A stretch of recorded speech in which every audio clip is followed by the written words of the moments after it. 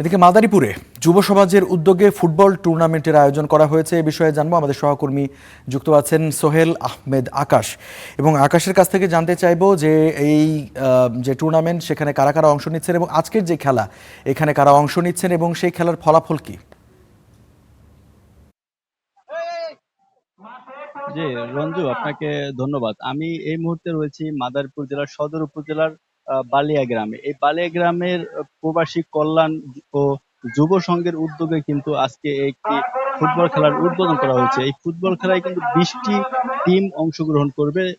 সেটি ধারাবাহিকভাবে কিন্তু অংশগ্রহণ করবে। আজকে যে দুটি টিম অংশগ্রহণ করেছে, দুটি দল খেলছে, আহ, আহ, সেটি হচ্ছে HBEF ও চাপাতলি ফুটবল একতা দল। এই দল দুটি কিন্তু আজকে খেলছে। তো 1 ঘন্টার খেলা, এটা 50 মিনিট, সব মিলিয়ে কিন্তু 1 ঘন্টার টুর্নামেন্ট। এই 1 ঘন্টার টুর্নামেন্টে কিন্তু প্রথম হাফ উইনারে কিন্তু কেউ গোল দিতে পারেনি। পরের হাফ উইনারে কিন্তু HBEF দলটি কিন্তু একটি গোল দিয়েছে। এই এই খেলাটির যে কমিটি, পরিচালক কমিটি রয়েছে, তারা যেমনটি জানাচ্ছেন, আসলে যে যুব সমাজকে মাদক থেকে দূরে রাখতেই কিন্তু এমন একটি খেলার আয়োজন করা হয়েছে। এই খেলায় সব থেকে বড় আকর্ষণ যেটি রয়েছে, সেই আকর্ষণ হচ্ছে বাংলাদেশ ফুটবল ফেডারেশন বা ফুফের যে রেফারি রয়েছেন নান্নু মুন্সি, তিনি কিন্তু এখানে দায়িত্ব পালন করছেন। এটি সব থেকে আকর্ষণ অর্জন করেছে এখানকার যুব সমাজের মাধ্যমে।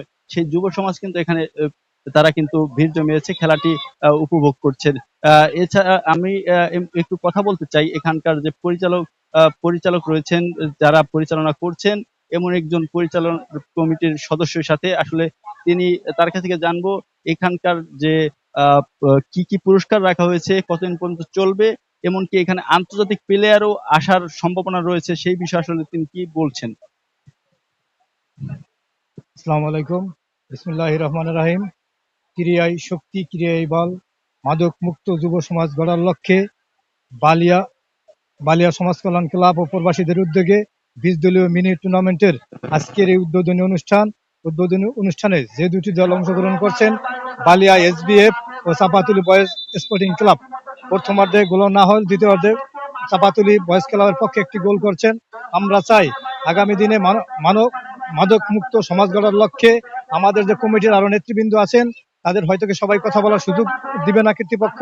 আমি তাদের পক্ষ থেকে বলতে চাই, মাদক মুক্ত সমাজ গড়ার লক্ষ্যে আমরা এই যে ভিন্ন গ্রীষ্মকালে আমরা বিশেষ করে খেলার আয়োজন করি। এখন হয়তো বর্ষাকালে আমরা মিনি টুর্নামেন্টের আয়োজন করছি, শীতকালে আমরা ব্যাডমিন্টন খেলার আয়োজন করি।